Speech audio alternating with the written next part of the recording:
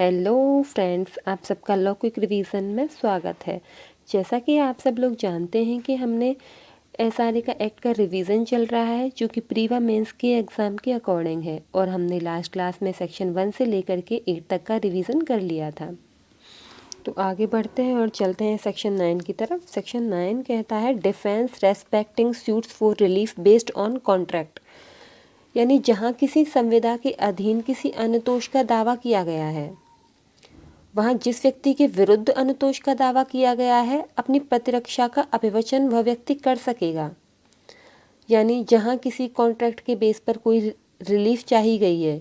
जिसके against relief चाहा गया है, वो पर्सन अपना डिफेंस प्लीड कर सकेगा जिस ग्राउंड पर कॉन्ट्रैक्ट में लॉ के अंडर कर सकता था। आगे चलते हैं, बढ़ते हैं सेक्शन 10 की तरफ, जो बात करता है संविधाओं का विनिर्दिष्ट पालन, यानी specific performance in respect of contract. जब किसी संविदा का पालन कराना हो तो उस संविदा का पालन सेक्शन 11 के सब क्लॉज 2 जो कहता है कि न्यास भंग में की गई अगर कोई संविदा है तो इसको विनिर्दिष्ट प्रवर्तित नहीं कराया जा सकता। सेक्शन 14 जो संविदाएं जो प्रवर्तनीय नहीं है, और सेक्शन 16 जो कहता है कि अनुतोष का वैयक्तिक वर्जन, अर्थात ये जो 3 सेक्शंस दिए गए हैं इनके अधीन रहते हुए ही प्रवर्तन कराया जाएगा किसी संविदा का, उसके सिवाय नहीं। इसमें एक संशोधन हुआ था 1 अक्टूबर 2018 को। संशोधन से पहले इसमें न्यायालय का विवेकाधिकार होता था कि वो संविधान को विनिर्दिष्ट पालन करे या ना करे, लेकिन इस संशोधन के बाद से इसको शैल प्रिज्यूम कर दिया गया है और इसको विवेकाधिकार से अब हटा दिया गया है। इसके बाद आता है सेक्शन 11 जो बात करता है न्यास से संबंध संविधाओं का विनिर्दिष्ट पालन।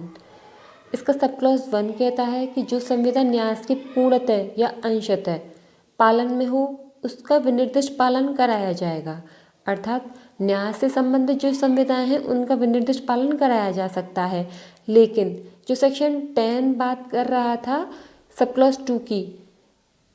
कि जिसमें न्यासी द्वारा शक्तियों से बाहर न्यास भंग की गई है कोई संविदा,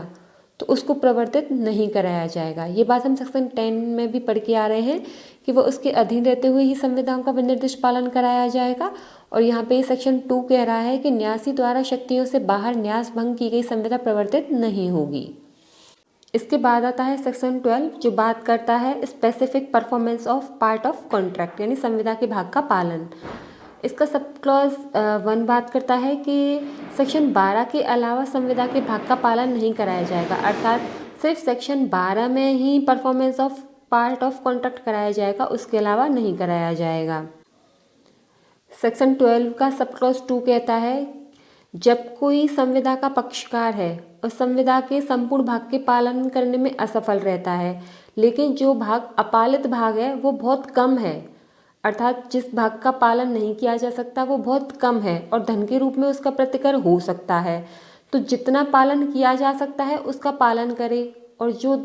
जिसका पालन नहीं किया जा सकता उसके बाकी का धन के रूप में उसको प्रतिकर दिलाया जाएगा। सेक्शन 12 का सब क्लॉज 3 बात करता है संपूर्ण भाग का पालन करने में असमर्थ है कोई,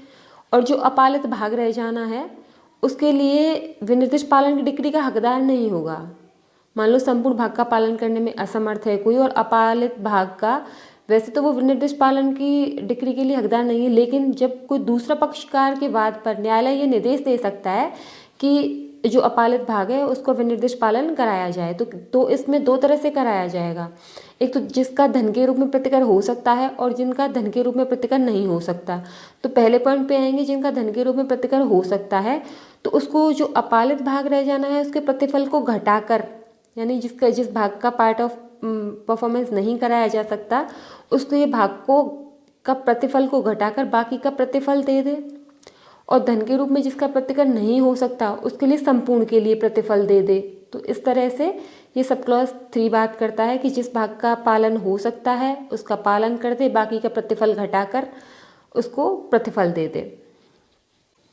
इसके बाद आता है सब क्लॉज 4 जो बात करता है कि संविदा का कोई भाग है जिसका एक का पालन तो किया जा सकता है लेकिन दूसरे भाग का पालन नहीं किया जा सकता, लेकिन दोनों ही जो भाग हैं वो एक दूसरे से स्वतंत्र रूप में खड़े हुए हैं, अर्थात उनका एक दूसरे के साथ जुड़ा हुआ अस्तित्व नहीं है, उनका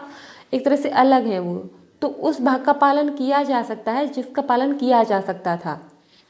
इस सेक्शन को, इस सब क्लॉज को हम अनुच्छेद 13(2) के अनुसार ही समझ सकते हैं, जो संविधान में है पृथक्करण का सिद्धांत। ये उसी तरह से बात करता है कि जैसे कोई पार्ट होता है पृथक्करण के सिद्धांत में, जिसको अलग करके बाकी के जो सिद्धांत वो लॉ होता था उसको शून्य कर देते हैं, और जो भाग लागू हो सकता है उसको लागू कर देते थे। तो इसी संदर्भ में हम सब क्लॉज 4 को समझ सकते हैं। इसके बाद आता है सेक्शन 13, जो बात करता है क्रेता या पट्टेदार के अधिकार उस व्यक्ति के विरुद्ध जिसका कोई हक नहीं है या फिर अपूर्ण हक है। इसका फर्स्ट सब क्लॉज कहता है, फर्स्ट सब क्लॉज 4 पॉइंट बताता है ABCD, जिसका A कहता है कि यदि विक्रेता या पट्टाकर्ता ने संविदा के बाद संपत्ति में कोई हित अर्जित कर लिया है तो क्रेता या पट्टेदार ऐसे हित में संविदा की पूर्ति करने के लिए बाध्य कर सकेंगे उसको, चाहे वो संविदा के बाद कोई हित प्राप्त किया है तो भी उसकी पूर्ति कराने के लिए उसको बाध्य कर सकेंगे। पॉइंट B बात करता है हक की विधिमान्यता के लिए या फिर हक को विधिमान्य बनाने के लिए कोई हस्तांतरण आवश्यक है, या फिर हक की विधिमान्यता के लिए कोई सहमति आवश्यक है, तो उस सहमति को प्राप्त करने के लिए विक्रेता या पट्टाकर्ता के निवेदन पर सहमत होने के लिए वह व्यक्ति बाध्य है, तो वहाँ क्रेता और पट्टेदार उस व्यक्ति को निवेदन करने के लिए बाध्य कर सकेंगे। पॉइंट 3 बात करता है क्रेता बंधक के मोचन या उन्मोचन का अधिकार प्राप्त है, जहाँ विक्रेता विलंगम रहे संपत्ति के विक्रय की प्रवंचना करे, अर्थात क्रेता या पट्टेदार को यह बंधक के प्रति मोचन या उन्मोचन कराने का भी अधिकार प्राप्त है। पॉइंट D बात करता है प्रतिवादी को ऐसे निक्षेप, ब्याज, खर्चे पाने का भी अधिकार है जो विनिर्दिष्ट पालन के लिए लगाया गया हो कोई बात, और हक के अभाव में वह खारिज कर दिया गया हो, तो वहाँ पर प्रतिवादी जो है वह उस वाद के लिए ऐसे निक्षेप, ब्याज और खर्चे पाने का अधिकारी होगा। सब क्लॉज 2 बात करता है कि सेक्शन 13 स्थावर संपत्ति के साथ साथ जंगम संपत्ति के विक्रय और भाड़े की संविदा पर भी लागू होगा। आगे बढ़ते हैं सेक्शन 14 की तरफ, जो बात करता है संविधाएं जो विनिर्दिष्ट प्रवर्तनीय नहीं है, अर्थात वो संविधाएं जिनका प्रवर्तन नहीं कराया जा सकता है। इसमें 4 पॉइंट अपने साथ में लेकर के चलता है। इसका फर्स्ट पॉइंट कहता है प्रतिस्थापित पालन, अर्थात जिन पक्षकारों ने संविदा का प्रतिस्थापित पालन धारा 20 के अनुसार प्राप्त कर लिया है उसका विनिर्दिष्ट प्रवर्तन नहीं कराया जा सकता है। दूसरा पॉइंट कहता है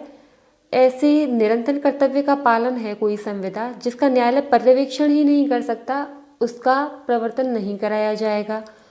पॉइंट C कहता है ऐसी कोई संविदा है जो पक्षकारों की व्यक्तिगत योग्यताओं पर आधारित है तो उसके विनिर्दिष्ट पालन नहीं कराया जा सकता है, न्यायालय उसका विनिर्दिष्ट पालन करा ही नहीं सकता है जो पक्षकारों की व्यक्तिगत योग्यता पर आधारित है जो संविदा। पॉइंट D कहता है ऐसी कोई संविदा है जो अवधारणीय प्रकृति की है, अर्थात नेचर में डिटर्मिनेबल है, तो उसका विनिर्दिष्ट प्रवर्तन नहीं कराया जा सकता है। सेक्शन 14 में ये 4 टॉपिक हैं जिनमें विनिर्दिष्ट प्रवर्तन नहीं कराया जाएगा। इस सेक्शन के बारे में हम सेक्शन 10 में भी पढ़ करके आए थे, इस बात को भी ध्यान में रखिएगा। इसके बाद आता है सेक्शन 14A, जिसमें न्यायालयों को विशेषज्ञ नियुक्त करने की शक्ति दी गई है। यह मूल जो स्पेसिफिक रिलीफ एक्ट 1963 था उसमें ये सेक्शन ऐड नहीं था, ये 2018 के संशोधन से ये धारा इसमें जोड़ी गई है।